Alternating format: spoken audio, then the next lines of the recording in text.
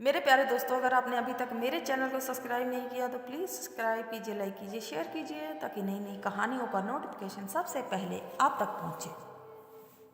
वह होली का दिन था जब सुबह सवेरे नितिन ने सुजाता से कहा था, माँ मैं अनु के घर जा रहा हूँ आज और अभी।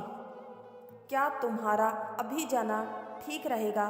सुजाता ने नितिन से पूछा। हाँ माँ, अभी होली का हुड़दंग शुरू नहीं हुआ है, अभी रास्ते में परेशानी नहीं होगी, नितिन ने एक पुरानी कमीज पहनते हुए कहा। लेकिन आज त्योहार है बेटा, सुजाता यह सोचकर घबरा उठी थी कि अगर नितिन चला गया तो उसके सिवा इस घर में कौन बचेगा। सूना घर उसे काटने को दौड़ेगा, कैसे झेल सकेगी वह इस सूनेपन को। घर के बाहर की दुनिया होली के उत्साह भरे कोलाहल में डूबी रहेगी, मगर घर के भीतर शमशान का सन्नाटा छाया रहेगा। नहीं नहीं, उससे यह सब सहन नहीं होगा। सुजाता ने घबराकर नितिन को एक बार फिर रोकने का प्रयास किया। बेटा, अनु तो अपने मायके में होली मनाना चाहती थी, इसलिए मैंने उसे नहीं रोका, लेकिन अब तू भी उसके पास चला जाएगा तो तेरी यह बूढ़ी माँ यहाँ अकेली रह जाएगी। अगर तू रुक सके तो। नहीं माँ, अनु का फ़ोन आया था, वह चाहती है कि मैं उसके साथ उसके मायके में होली मनाऊं। और माँ, अनु की छोटी बहन बीनू भी जिद कर रही थी कि जीजाजी आप चले आइए। अब अगर मैं नहीं जाऊंगा तो वे लोग नाराज हो जाएंगे। नितिन ने अपने जूते का तस्मा बांधते हुए उत्तर दिया। ठीक है बेटा, जैसे तेरी इच्छा। सुजाता ने धीरे से स्वीकृति में अपना सिर हिलाते हुए कहा। बात इच्छा की नहीं माँ, और फिर तुम होली खेलती ही कहाँ हो जो मेरा यहाँ रहना ज़रूरी है। नितिन की कही यह बात सुजाता की दुखती रग को छू गई थी। नितिन अनु के घर चला गया। अब सूना घर और सुजाता एक दूसरे से जूझने लगे। नितिन का आखिरी वाक्य सुजाता के मन में बार बार कौंध रहा था। और फिर तुम होली खेलती ही कहाँ है? लगभग 12 साल पहले उस दिन भी होली की हुड़दंगी सड़कों पर होली है का शोर मचाते हुए घूम रहे थे। उस समय नितिन 14 साल का था और सुनीति 10 साल की थी। दोनों बच्चे बहुत छोटे तो नहीं थे, लेकिन होली का त्यौहार बड़े बूढ़ों को भी बच्चा बना देता है। नितिन और सुनीति सवेरे से उत्साहित थे। सुजाता जानती थी कि उसकी भाभी को उन दोनों बच्चों का यूं खेलना कूदना रास नहीं आता है, फिर भी वह बच्चों को मना नहीं कर पाई। जब बच्चे होली के रंग से सरोवर होकर घर लौटे तो सबसे पहले दौड़कर अपनी माँ सुजाता से लिपट गए। सुजाता के कपड़े भी उनके शरीर पर लगे रंगों से रंग गए। उसी समय भाभी आ धमकी। भाभी अपनी सहेलियों के साथ होली खेलकर चली आ रही थी, लेकिन वे सुजाता और उसके बच्चों को देखकर भड़क उठी। यह देखो कैसा जमाना आ गया है, अब तुझे इतना भी धर्म कर्म याद नहीं रहा कि विधवाएं रंग नहीं खेलती हैं। जैसे तू वैसी तेरी औलाद। मैं तो तंग आ गई हूँ तुम सबसे। इतना ही होली खेलने का शौक है तो दूसरा घर बसा ले, फिर जी भर कर होली खेलना। भाभी ने कहना शुरू किया और फिर देर तक अपने मन की भड़ास निकालती रही। सुजाता ने उसी दिन तय कर लिया था कि चाहे जो भी हो मगर वह अपने भाई के घर किसी शरणार्थी की भांति जीवन नहीं व्यतीत करेगी और ना ही कभी होली खेलेगी। जब उसके जीवन में ही सुहाग का रंग नहीं रहा तो वह रंग खेलकर करेगी भी क्या। वह छोटी मोटी कोई भी नौकरी कर लेगी मगर अपने बच्चों को अपने दम पर पढ़ाएगी पालेगी। सुजाता ने उसी शाम को अपने भाई का घर छोड़ दिया था और अपने दोनों बच्चों को लेकर अपनी एक सहेली के घर जा पहुंची थी। उसकी सहेली ने उसे दूसरे दिन ही एक सिलाई सेंटर में काम दिला दिया था। अपनी मेहनत और लगन के दम पर सुजाता ने जल्दी ही अपना स्वयं का सिलाई सेंटर खोल दिया। इस तरह सुजाता के जीवन की गाड़ी चल निकली थी।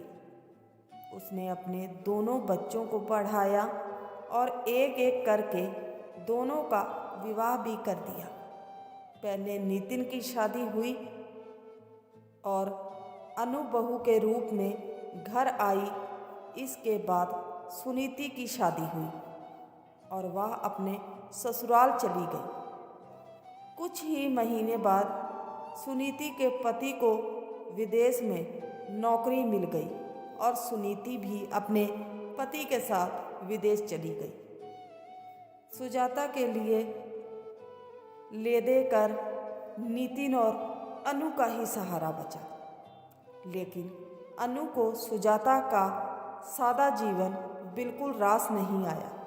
ऊपर से तो वह कुछ कहती नहीं है लेकिन भीतर ही भीतर नितिन को भड़काती रहती है कि वह अपनी माँ से अलग रहने लगे। सुजाता सब कुछ देखती समझती हुई भी मौन रह जाती है। कहे भी तो क्या। अपने भाई का घर छोड़ने के साथ ही मानो वह जीवन के रंगों को भी छोड़ आई। अब उसे कोई भी रंग नहीं भाता है। अनु का भी इसमें उसे कोई दोष नजर नहीं आता। आखिर नई उम्र की अनु रंगों से जीवन के उल्लास से नाता रखना ही चाहेगी। भला वह क्यों निराश बेरंग जीवन जिए। सुजाता अनु और नितिन को किसी बात के लिए कभी मना नहीं करती। जब नितिन को हनीमून पर जाने के लिए छुट्टियां नहीं मिल पा रही थी तो उसने खुद ही नितिन से कहा था कि वह प्रतिदिन शाम को दफ्तर से घर लौटने के बाद अनु को कहीं घुमाने ले जाए करे ताकि उसे हनीमून पर ना जा पाने का दुख ना हो। सुजाता की तमाम अभिलाषाएं मानो मर चुकी थीं। वह ना तो कभी सिनेमा देखने जाती और ना कहीं घूमने। सुजाता के रूप में घर के वातावरण में एक अव्यक्त उदासी छाई रहती और इसी उदासी से अनु को चिढ़ होती। परिवार का एक व्यक्ति हमेशा एक उदासी ओढ़े रहे तो बाकी सदस्य भला कैसे हंस बोल सकते हैं। एक मर्यादा उन्हें भी हंसने चहकने से रोकती। इसलिए अपने विवाह के बाद की यह तीसरी होली अनु ने अपने मायके में मनाने का निश्चय किया। सुजाता चाह कर भी उसे रोक न सकी। रोकती भी तो भला किस आधार पर। सभी को अपनी खुशियां अपने ढंग से मनाने का अधिकार होता है। अनु को भी है। अनु अपने मायके गई वह तो ठीक है लेकिन अब नितिन भी अनु के पास चला गया है। पति छूटा, मायका छूटा और अब बच्चे भी उससे दूर होते जा रहे हैं। यह सोचकर सुजाता की आंखें डबाडब गई। अकेलेपन उसे चुभने लगा। उसे समझ में नहीं आ रहा था कि वह क्या करे। तभी दरवाजे की घंटी ने उसे चौंका दिया।